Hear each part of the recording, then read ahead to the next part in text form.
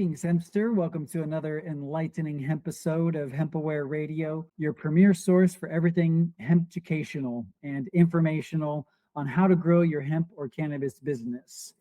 I'm your host, Tyler Hoff, and today I'm thrilled to have a special guest, Shawn Andres, the visionary. Shawn's passion for both music and sustainability led him to create Taproot drums, where he crafts high quality, eco friendly drums using, of all things, hemp. And they do more than just make drums, actually. They aspire to inspire positive change in the products that we all use daily.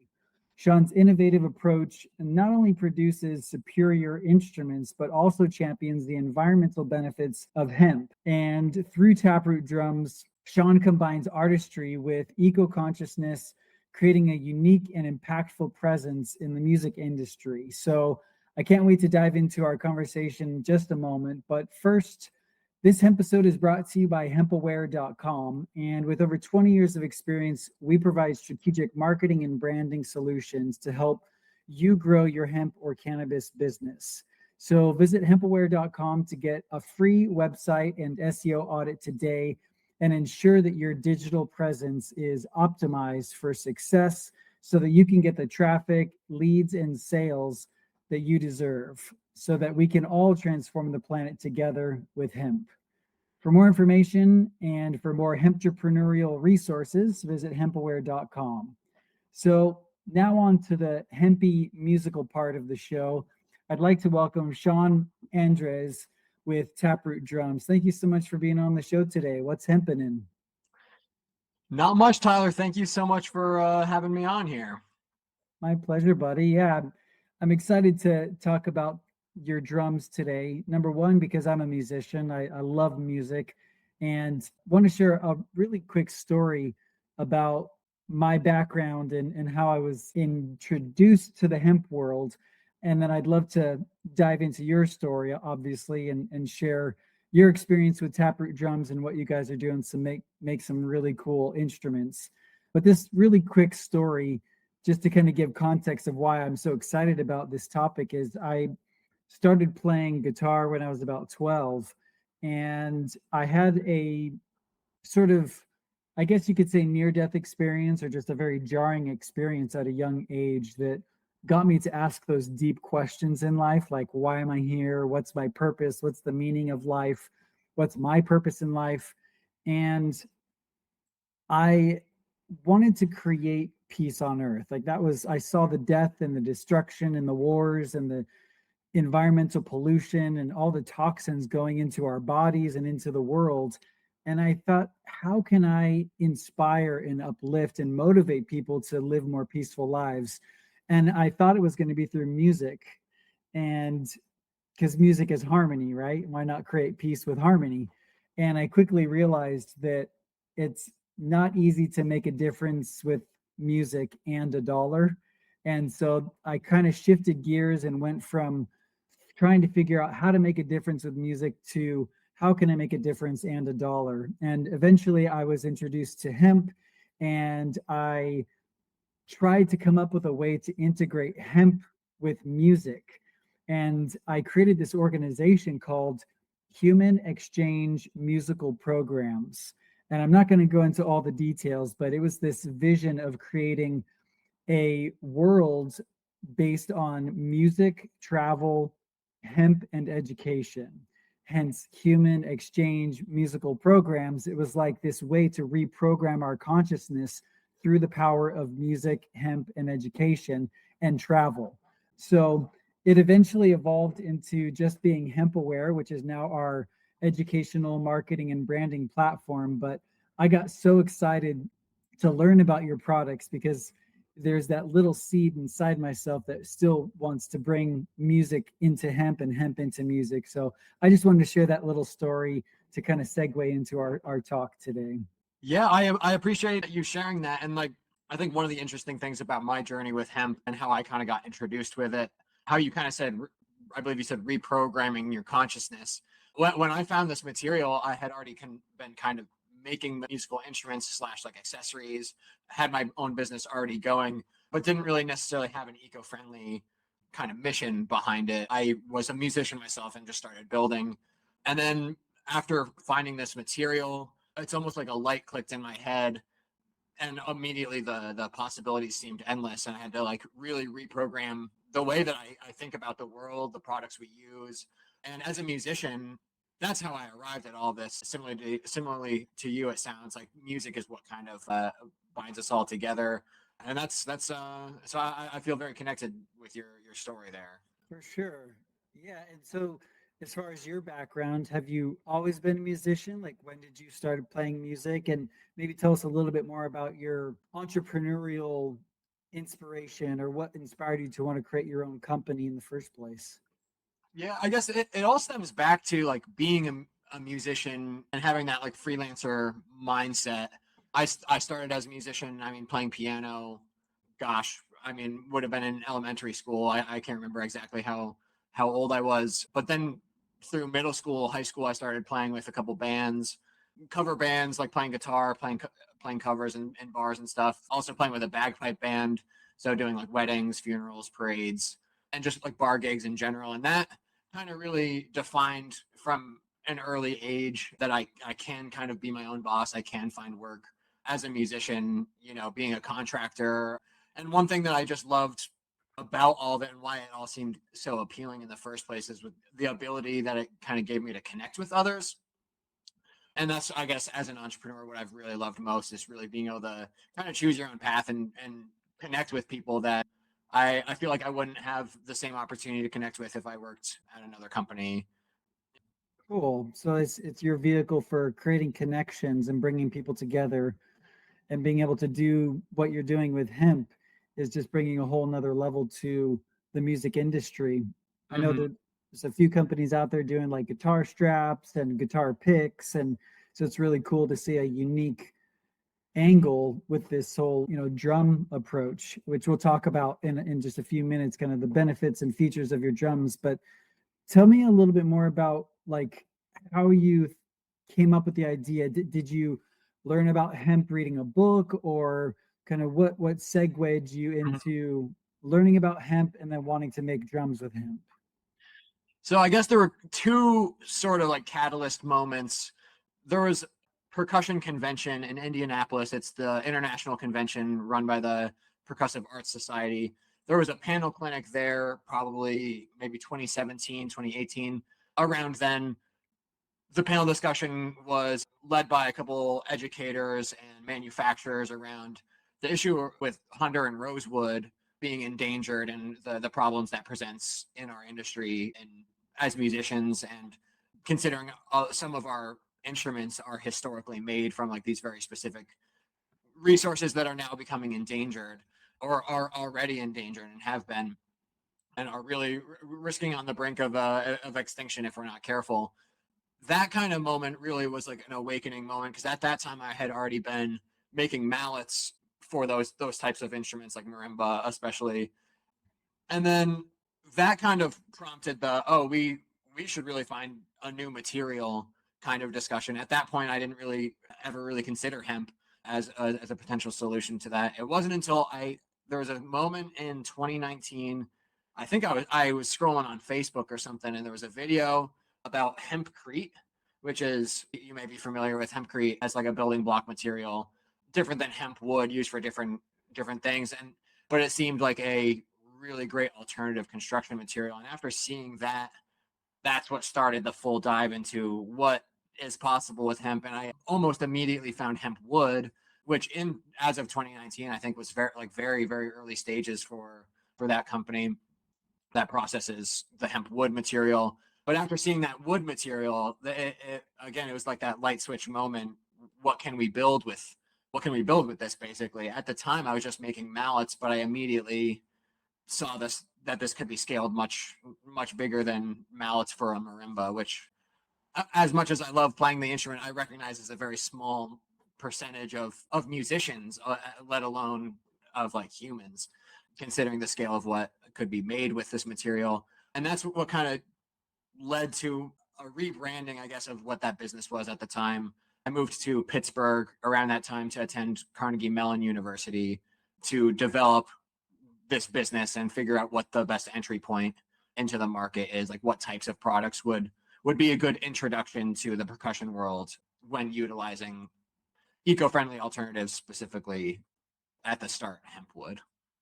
Cool. So you discovered the problem, which a lot of innovations start with a problem. You've got some sort of challenge, which in this case was the rosewood in Honduras. And you were at this panel of discussion panel of percussion instruments, and they were kind of identifying this challenge. And so that kind of planted the seed in your mind. And then you came across hempcrete online and just blew open the possibilities of like, what else can you do with this? And so at that point, you started making the mallets and discovered, okay, this is a really, really niche market. I mean, making drums is niche enough, but then mallets is like, hardly, I mean, what, like 5% of drums require mallets? Yeah. So then you kind of expanded into the actual snare drums, right? So, and then it sounds like you did a little bit of research to kind of see what product would be the best thing to make first. What sort of challenges did you face, like starting out making the drums themselves, making sure that they sounded good, getting the right materials? Like, what was some of the challenges that you had to overcome in producing a workable, marketable product? Yeah, some of the biggest challenges, I mean, unsurprisingly, the funding. To prototype a product, it does cost lots of money. At that point, considering I didn't even know what the final products were going to be, that means I didn't have all the tooling and like the equipment that I needed to figure out. So there was quite a bit of being in limbo, I guess, as you're trying to prototype some products and trying to outfit a shop while you don't really know what the finished products are going to be. And that's not even including the material costs of prototyping. So like the first couple of drums I made, for example, they didn't sound very great, and I had to go through the steps of determining, is this because I'm bad at building drums, or is it because this material hemp doesn't work for what I want it to? And like at the time, you have to take all emotion out of it, even though you put all this money into it, you have to be really objective. Like, does this sound good? How can I make this sound better? Is this possible with this material? So, and balancing that while knowing you have a certain amount of runway with the funding and like the financing that you have, whether it's, I mean, I've worked tons of side jobs, unrelated to music, unfortunately. Whenever possible, I like to be able to make most of my other income not making drums through other musical activities. But sometimes, if you got new products that you really want to put out and you really see the potential, you just got to do what you can to get the funding to push the prototypes, over the finish line. For sure. And so as far as the funding, this is actually a big challenge many hemp companies face, is getting access to capital to build out a product or a service, or get funding for expanding their business, because a lot of institutions are not hemp friendly quite yet. Was that a challenge for you, like finding the capital, finding somebody that was willing to invest in a quote unquote hemp business? Yeah, it's interesting too, the ways that I've kind of approached it too, rather than explicitly, in some cases, rather than explicitly asking for funding or applying for funding through different grants. For example, through the Progressive Art Society, when I register to have a booth there, I'll email them and say, hey, I'm a really mission-based company focusing on eco-friendly nature, instruments. What can you do? Can you make this any less expensive for a brand new business to have a table here? Things like that, where I can really drive down the cost of what would otherwise be a pretty expensive thing for a new business. Yeah, and things like that. And with grants, there are a lot of like city, state, and national grants that you could apply for. And I guess the hard part is figuring out where I best fit in, where my business best fits in, because I'm located in Pittsburgh here and I really love being in Pittsburgh. But I recognize there's only so many people in Pittsburgh that are going to be trying to buy a drum. So trying to convince local, organizations that have grants to that, this is good that this business is here, even though most of the people I'm selling to are outside of the city. And trying to show value that way to potential investors. especially, I mean, this brings in the larger conversation around hemp businesses. Especially, I feel fortunate being in Pennsylvania. Pennsylvania has such a large history in hemp, so trying to build that back, especially in state, like to position myself that way, and maybe that'll hopefully lead to some better funding opportunities in the future. Absolutely. And we'll get a little bit more into the entrepreneurial side of things, but to get a little more into the actual drum making process, can you give us like a broad understanding of what that step by step process is? Like, how long does it take you to make a drum? What state is the material in when you order the hemp? Like kind of what that looks like. Obviously, you don't have to reveal any proprietary process, but just kind of a broad overview. Mm-hmm. Yeah, so the state that I typically order the material from, the hempwood, company manufacturer, and I'm not usually secret about this. Like, I'll have sample boards at my trade shows, because again, I want other people to be starting to use this material as well. I feel like the more people using it, the stronger the supply chain is. That's also good for my company, even if they are considered competing businesses. So I just get these boards already processed, hemp wood specifically. So compared to other drums, some drums are steam bent, so like one long board bent as one piece into a round shape that would make the drum shell. With these drums, I do something different. I do stave constructed, so you have to cut this long board down into very, very specific angles, so that when you glue it up, you can kind of round it out. Similar to imagining like a barrel, like a whiskey barrel, I think is a good thing to visualize, how those planks kind of come together at an angle to round out into round. After it's into round, I have some hand built jigs that were custom built to help round out the shells, because when you glue up stave constructed shells like that, it's not exactly round. It's, you kind of have like that faceted outside and inside. So I have a custom built jig to round both the inside and the outside before getting the bearing edges, which is kind of the most important part. Similar to how a guitar fret works, like a guitar string being pressed down on like the metal guitar fret to create like the different pitches. A bearing edge on a drum really creates that consistent contact between the drum head that you're hitting and the actual shell being made out of hemp wood. So that process is especially the more time consuming, all in, not including time that it takes for like glue or like stain or like finishing oils or things of that nature to dry. All in, my hands aren't on the material for more than 6 hours to build one drum. Cool. That's a pretty dialed in system. I mean, it's not taking you a week to do one, so you can pump these out relatively quickly. Mm-hmm. And then I'm sure you can mechanize that process and get more equipment if you have to scale up. Yeah, it's been interesting. And again, like earlier on, like back to like kind of tying this into challenges that I faced, is trying to order the right amount of materials beforehand and have things on hand, because I'm doing mostly custom drums. So I don't want to get too far into making a drum and then have somebody be like, oh, I actually wanted it this size, So I don't like to start, I'll do small batches. So like right now, as June is about to start, I have a batch, so I've worked with a couple different customers on figuring out what they want. And then the start of June, I'll just go out there and take multiple drums through this like step-by-step process, rather than doing just one at a time. And rather than doing a larger batch of like 20 or more, like a lot of drum companies really have, they'll be making a ton at a time, potentially even hundreds. So that's just the scale that my business is not at yet. And it really doesn't need to be for like to accomplish what I'm trying to do, considering so much of what I'm trying to do and accomplish is like conversational. More bespoke kind of custom stuff for people. Mm. Higher end. You're not just trying to pump out a cheap product. You want it to be quality, something that's going to last a lifetime. Yeah. Yeah, and I do really feel an interesting connection to each of these drums, because I'm not making, thousands of them across the year.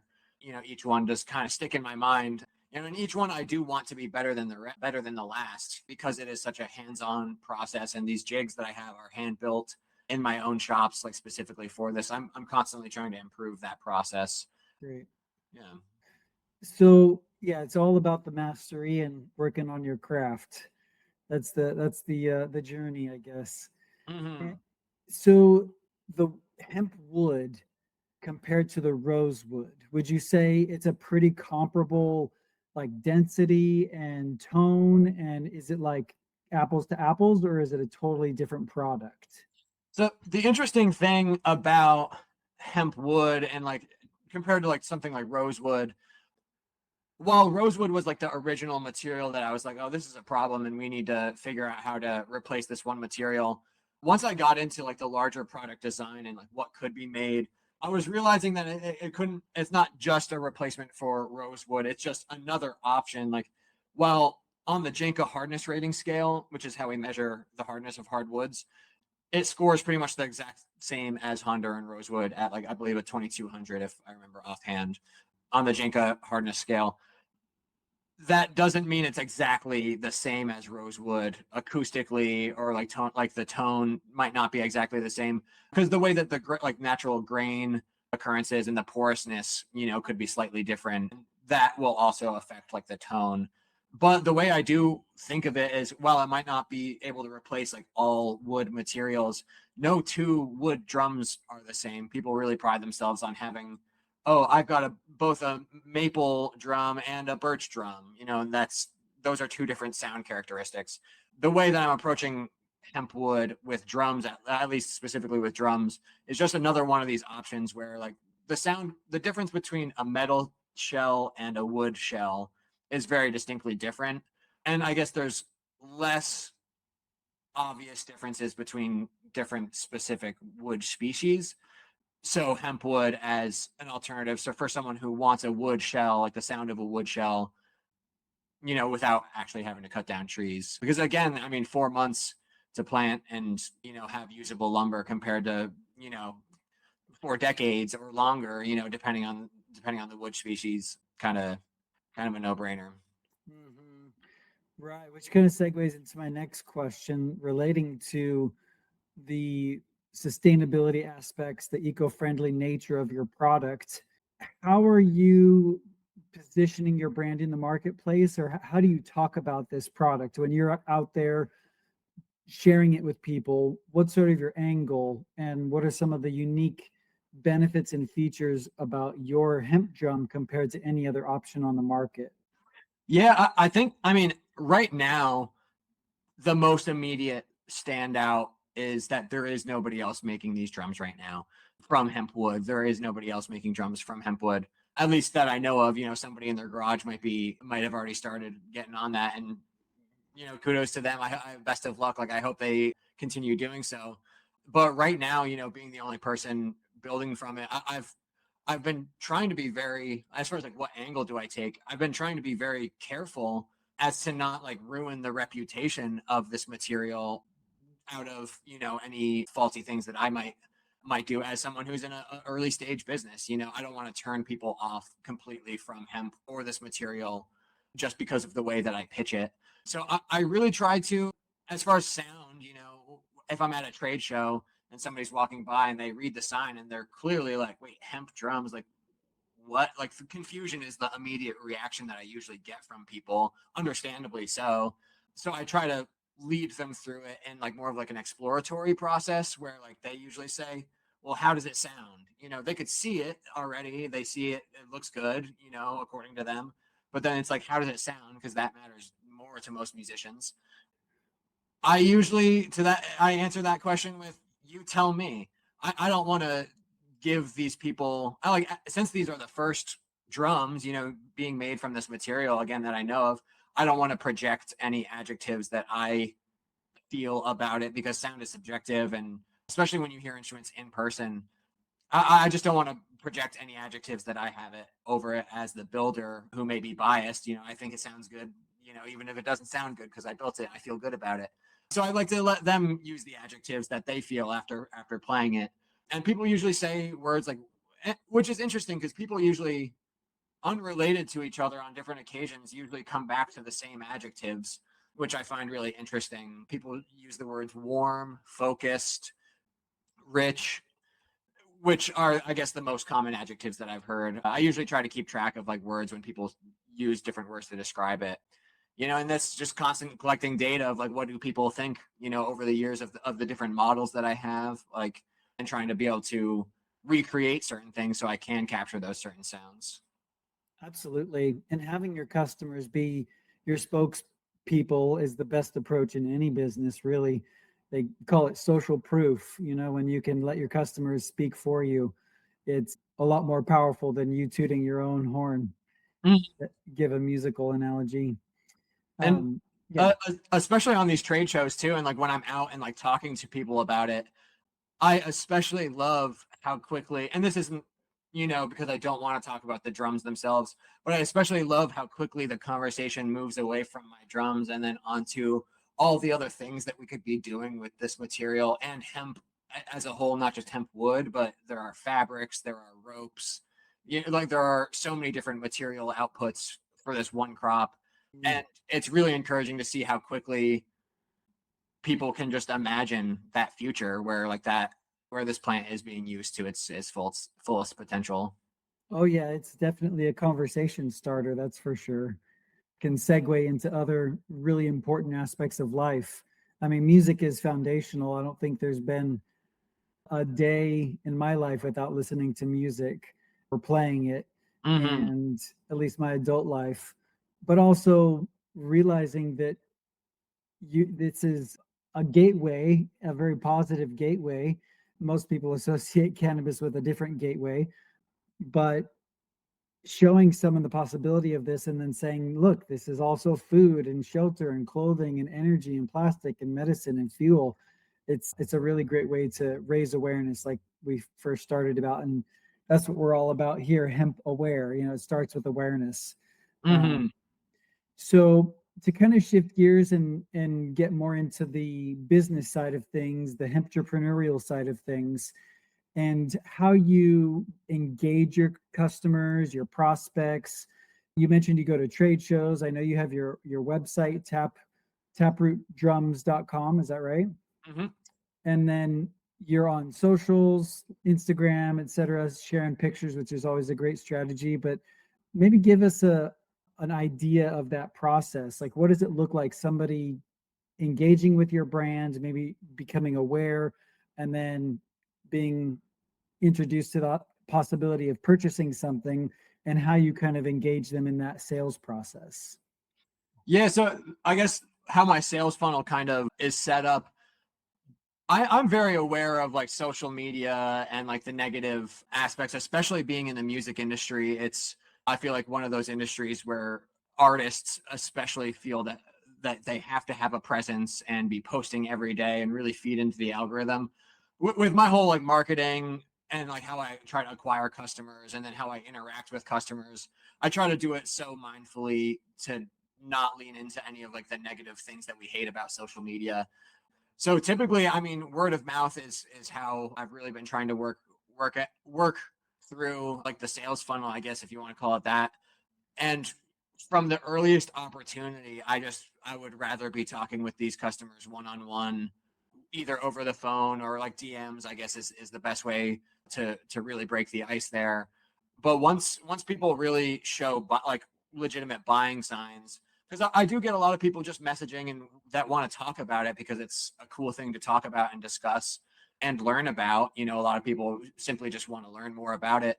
And I really love that. But once I can kind of determine whether or not someone is showing like buying signs, like they're legitimately interested, then I'll start to move the conversation more to that personal, phone calls, talking more individually about what they want, what kind of music that they play, to make sure, first of all, to make sure that I can provide with them with whatever it is that they want.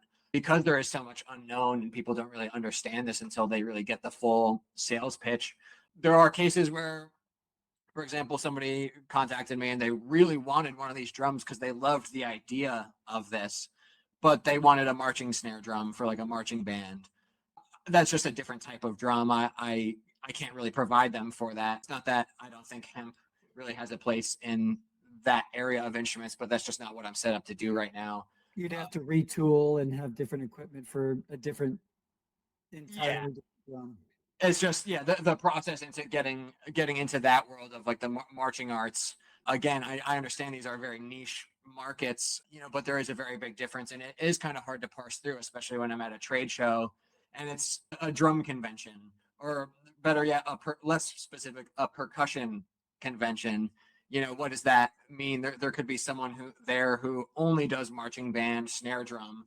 There could be some jazz cat who hasn't left the jazz club, and like for any gigs in the past 40 years. Those are two very different people that need very different types of gear. So really trying to break into that like one-on-one conversation earlier rather than later can really parse through to see if I can even help some of these people and outfit them with the gear that they're even looking for. Right. Which reminds me, it's important to realize that in any business, the customer is at the center of it. So the more we understand what their needs are, who they are, what they struggle with, and how our product can help them achieve their dreams or prevent these challenges or solve their problems. Have you done market research in that way? Do you have a good understanding of who your customer is and what they're into and what music they typically play? Like, is that something that you utilize and kind of have in your mind, or a resource that you refer to in creating content? Yes, specifically, part of why I really appreciated the program that I went through at Carnegie Mellon University, part of their entrepreneurial program there, the resources that they provide. There's a program where I was able to go through. It's a customer discovery program, kind of Kickstarter program, where learned about the whole customer discovery process, holding interviews with potential customers, and not talking at all about what it is that I'm doing, but simply asking like, what's important to you when you're buying insurance, and really finding out what the customers truly want and seeing if what I'm offering even comes up at all, like unprompted. So I went through a long round of a couple dozen interviews with just some people that I know in the industry, and then trying to use those people to get out to other people who I've not yet met, as far as trying to diversify the data that I'm getting from people. But the industry is so very well connected. It's not very hard to connect with new people who are certainly willing to give their input. A lot of musicians are very opinionated on how they like their gear, and like you're saying, how do I identify who my customers are? Some of that, is because of all these different niche little pockets of the industry and these pocket little industry like markets. It's kind of up. I'm kind of viewed it as kind of up to me as what I want to dive into and which areas I want to dive into first. I've mentioned, I'm not really doing much with like marching band type stuff right now. That doesn't mean that 5-10 years from now my shop might be equipped to really handle some products in that market. But still, while still understanding the cross collaboration and points where you can kind of hit multiple industries or multiple of those little niche markets at the same time. Mhm. I'm curious, when you talk to these people during the interviews, did anybody bring up the idea of, I wish there was a more sustainable option, or did anybody have concerns about environmental impact on instruments? Yeah, there were, I think specifically, I mean, less than 10 people. I would have to go back and look at the data exactly.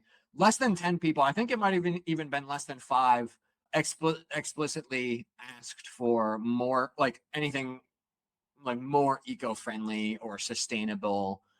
But what I've found, especially after going out and seeing a bunch of trade shows, and like kind of what I had to decide after getting these answers from people, is it more closely related to a situation where, like, if you a couple hundred years ago, you ask people if how they wanted to get around faster, or like if like they would ask for a faster horse, they wouldn't ask for a car. Sometimes people don't know what they want until they see that it's an option, Yeah. which goes back to part of like the challenges faced is like people don't know that this is an option, so people aren't asking for it. They're not looking for it, which is why the confusion at trade shows that I immediately get right when they see it initially very quickly turns into excitement and interest and like buying signs, because once people see it, they do want it because they just didn't know it was an option. Yeah, exactly. That's a really important key factor, because you could do all this research and find, oh, nobody's asking, so I'm just going to skip this. But if you give them the option and let them have some sort of awareness that this is even a possibility, it could be all the difference. So you're absolutely right. we don't know what we don't know is an expression I've heard. And I was going to say one other thing about that. Well, I forget what I was going to say, but so in terms of the channels that you're going after, are you doing any paid ads? Is it 100% organic? Are you focused on content creation? I know word of mouth you identified was like the key factor, which makes sense in with your type of product or any product. Word of mouth is foundational. But what other channels are you using? Do you find that are effective? Yeah, one area, especially, I mean, in the music industry for instrument manufacturers, especially, that is pretty successful is artist affiliations and endorsements. So I have just been starting up my artist endorsement program. So, for example, there's an artist, a drummer named Eric Welty Rodriguez. His band is based out of Denver. He's one of the first endorsing artists of Taproot drums. So instead of paying, I try to stay away from Facebook and Instagram ads whenever possible, just because I find it to be a black hole, that oftentimes doesn't really convert to sales. So I find that money to be much better spent sending just our products out, getting them out into the world, into the hands of artists. Eric, for example, Eric Welty Rodriguez, he's just started a multiple band tour. So both of the bands that he's in have just started a Midwest and East Coast tour. So he's been playing on these drums out in front of crowds and him like having artists out there advocating for it on the stage, backstage, talking to their own audiences. I find to be a much more effective and efficient way and like utilization of like funds that I've budgeted for like marketing purposes. Yeah, you can see the ROI on influencer marketing with your product way more than a paid ads campaign at this point. Hmm. And I mean, and so many artists, not to like generalize or stereotype a lot of like musicians and artists, but I feel like there are so many musicians who are really eager to share these missions again, once they know that this is something that's happening, Hmm. a lot of them are really all for spreading the news. It'd be really easy to create an ambassador program or influencer program with your product. It works, it has a great sound, and when people get the results, you don't have to convince them to go out and share the message. Yeah, and trying to really lean into just the fact that this product, I mean, when you look at like selling any product, this one is literally meant to be played on stages in front of people. It's meant Hmm. to be, on a stage. So I feel like that trying to lean into that, and just getting them more of them, out into the world in people's hands. For sure. Well, I just have a couple last questions before we wrap up. I really appreciate what you're doing, and we'll have to get a drum myself here pretty soon. Even though I don't play drums, I play djembe and a couple other instruments. I have a marimba. I know you mentioned that the rosewood gets made into, and a couple other like djembes and hand drums and whatnot. But I'm curious what advice you have for, say, a hemp entrepreneur or somebody just getting into this industry and they have a product concept or an idea. What are some resources or tools or maybe principles to live by when approaching entering into this marketplace that they're just starting out, or maybe they're already in business and they just need a little bit of coaching? What advice would you share with them? Yeah, one thing. This is advice. I can't even remember where I got this advice, so I'm not going to be able to give a source for this quote. But there was one quote especially that really was I think, defining moment on this journey of should I take this jump to move to Pittsburgh to develop this business plan and really go through like make that jump, or should I just stick with this mallet business that I have? I have products that are selling, not necessarily eco-friendly. The phrase that I heard was limiting risk limits opportunity. So much of my journey there as an early entrepreneur, especially through the pandemic, graduating college right into the pandemic, I was limiting every ounce of risk that I possibly could. But after a couple of years, I realized I was just really limiting my opportunities. It is risky to buy a couple $100 worth of material to prototype products that you don't know are going to work out. But once you can kind of be comfortable knowing when and where to accept risk and not necessarily being afraid of the risk can really open up opportunities that, will really not happen otherwise.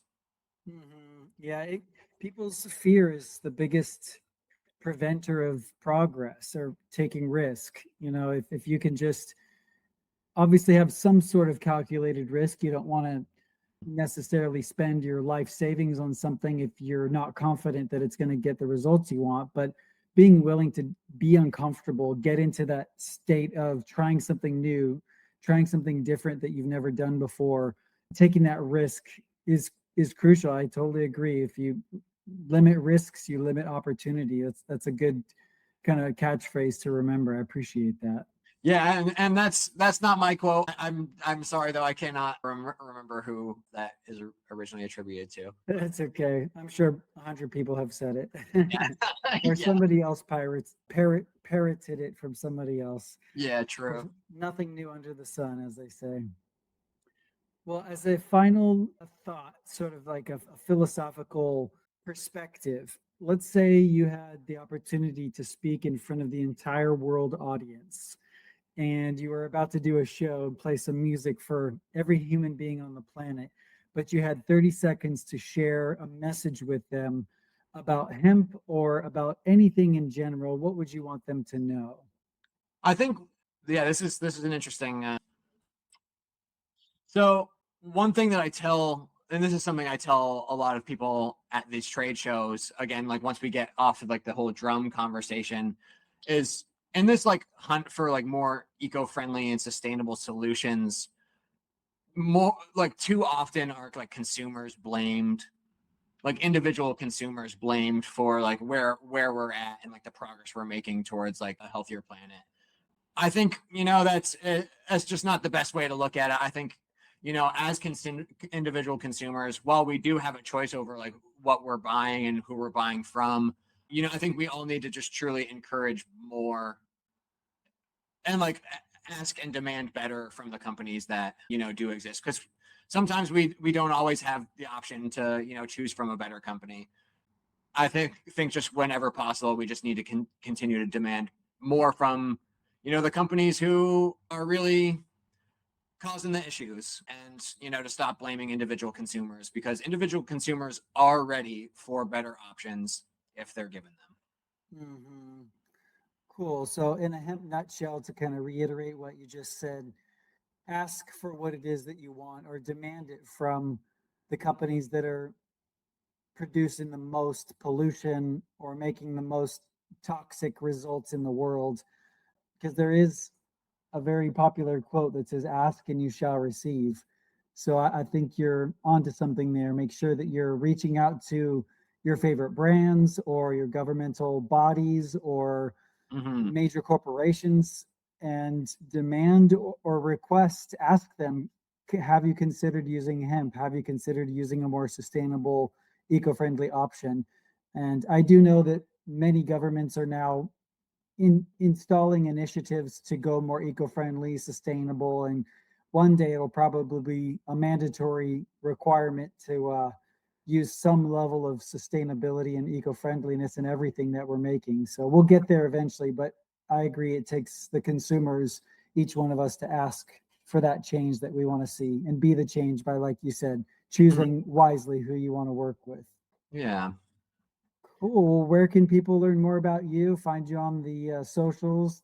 Share your website one more time. Yeah, so Taproot Drums is my main website, TAPROOT drums.com. Also, that is the same Instagram handle, Taproot Drums. Instagram is the main social media platform that I've been on. Like I mentioned earlier, I don't like to post every single day. If you don't see me posting all the time, it's not because we're not still going. It's just, healthy posting habits. I'd rather just be out in the shop working or talking directly to customers. So send me a message, whatever. Right on. Well, thank you so much for being on HempAware Radio, Shawn. And thank you, everyone, for tuning into another hemp episode of HempAware Radio. This is your entrepreneurial host, Tyler Hoff, here to empower your hemposphere.